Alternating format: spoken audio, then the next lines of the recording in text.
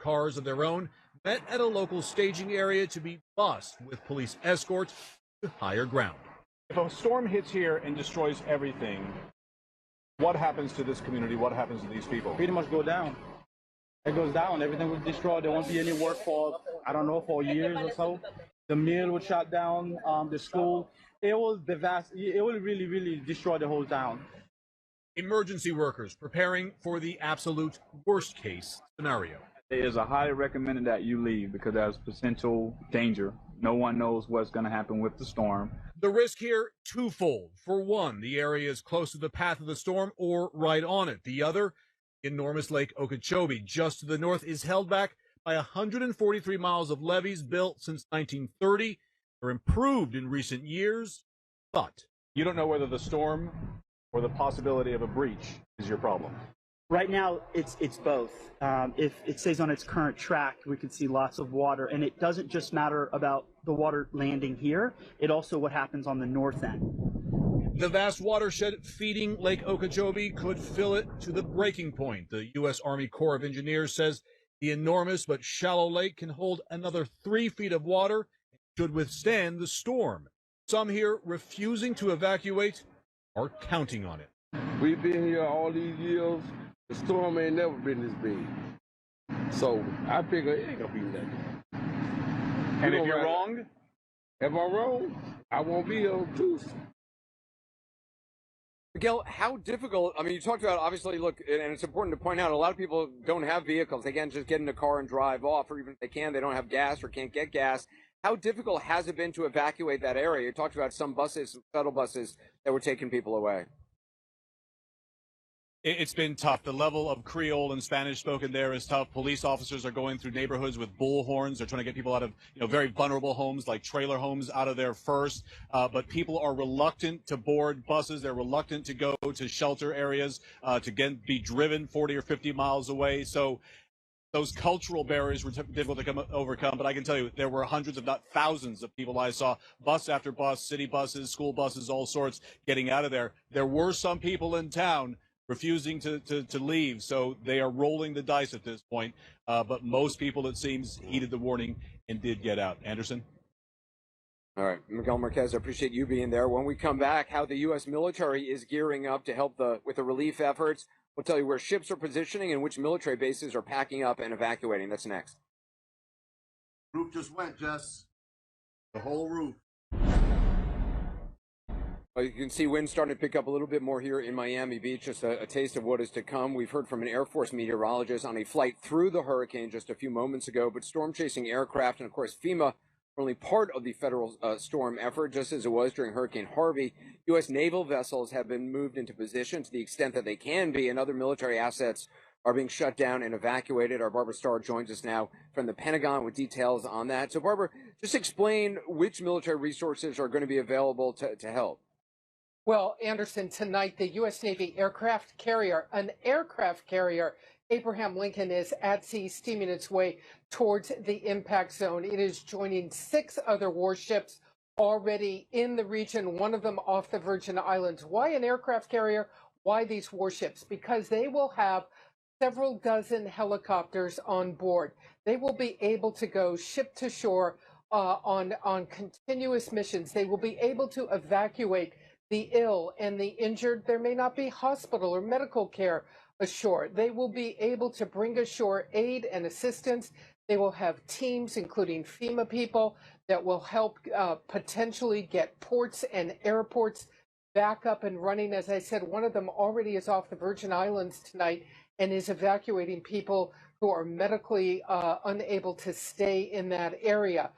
In addition, we are seeing the Air Force begin to assemble a fleet of large cargo planes as far away as Illinois and California. These cargo planes will come in. They will bring in vehicles and other equipment that can move in rough terrain. One of the big challenges will be to get medical care up and running and to get airfields up and running. The military has the capability to open these airfields, commercial airport runways, air traffic control, if it is destroyed in the hurricane. They will be able to get it up and running within hours. That will be very important to getting these cargo planes in and to get other assistance in. Anderson? And there are obviously a number of military installations here in Florida. Obviously, MacDill Air Force Base in Tampa, which is home to the U.S. Central Command, Homestead Air Reserve Base, which isn't far from where we are. What's the latest on preps there and evacuations, if any, at those locations? Well, MacDill Air Force Base in Tampa, home to the U.S. Central Command, which is running the wars overseas. They've evacuated out. Some of their command elements have moved forward as far away as the Middle East.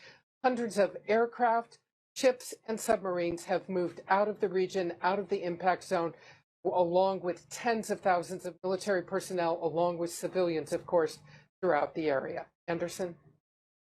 All right, Barbara Starr, appreciate that update. Joining me now is former FEMA Administrator Craig Fugate, and back with us here in Miami Beach is David Halstead, former Florida Emergency Management Director. Craig, you heard Barbara Starr talk about the military assets poised to help. Obviously, FEMA likes to pre-position resources as close as they can, but when you have a storm this size that's going to hit as big an area in Florida, that's got to be extremely difficult. Yeah, we've actually done exercises on this. The challenge is with the hurricane coming up the state, you're not going to be able to drive resources that are staged good to go south.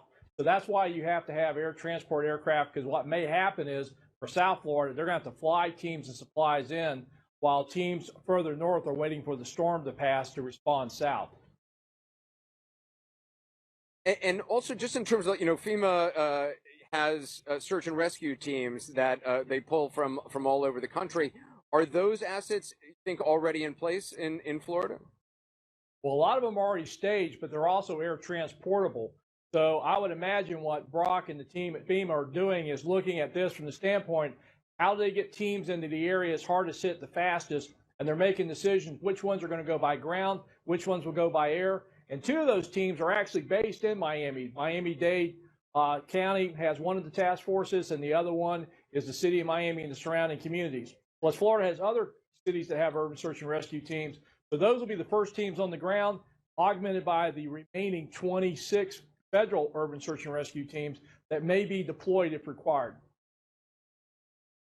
David, you've seen a lot of storms in your work here for the state. What worries you as you look at this storm? Well, I think Craig hit the nail on the head. We worry about it coming up through the state, unable to get resources back behind it. But I used to have a diabolical boss. His name was Craig Fugate, and he had us plan for a hurricane called Oh No. And it's almost following this particular path. Just planning for the worst possible. Just planning for the worst, getting the team ready, getting the locals, involving them with the planning process, the Herbert Hoover Dike, all of this. So this is not something that has not been gone unplanned for in the past. We have a plan to go into the Keys, exactly as Administrator Long is doing right now, and that is getting aircraft carriers and or other large ships that have aircraft such as helicopters, heavy lift, that could bring resources in. And we're going to talk to Administrator Long. I talked to him earlier today. We're going to play that a little bit later on in the broadcast. David, just in terms of, getting people to leave, the folks who decide to stay, who say they can ride it out, we hear obviously from first responders that can be a drain on resources. That they think they're just doing it for themselves, but it can actually have a ripple effect on first responders needing to spend time trying to rescue them. How much of a problem is that for emergency personnel? Well, it ends up being a large problem because, as we talked in the earlier segment, what happens if communications goes down? Now we've got someone who's trapped or injured that we didn't even know who was staying, needing help. How do they even get that notice out? People have got to think beyond just, well, I want to ride the storm out. What happens when the first responders come into a dangerous area to have to bring you out? That is taking resources from other folks that perhaps didn't ride the storm out, perhaps needing 911 right now. Greg, for FEMA, how difficult is it just getting accurate information? I mean, obviously you get information through all the different cities, through the local and the state actors, but just trying to organize things immediately after and even during the storm, how tough is that? Well, it's never easy, and that's why in supporting Governor Scott and the Florida team, Brock's already doing this. We learned this after Katrina. We can't wait for formal requests to come in. Brock's had his teams in the state EOC, so they're already synced up working with the state EOC. They have teams ready to go. And something that Dave and I and a lot of us figured out a long time ago, can't wait for assessments. We have to roll as quickly as the winds permit and start moving to the area of heavy impact. And we respond based upon the projected impacts. If we wait for the facts to come up, it's too late. So this is something we've learned in Florida. It's something FEMA does. We're not going to wait. The skies won't be clear. We'll roll as soon as we can get people on the road and it's safe enough to go. But we're going to respond to the area of impact like it's bad, and hopefully it won't be as bad when we get there. But we cannot wait for those formal requests or assessments to come up, and we have to roll as one team.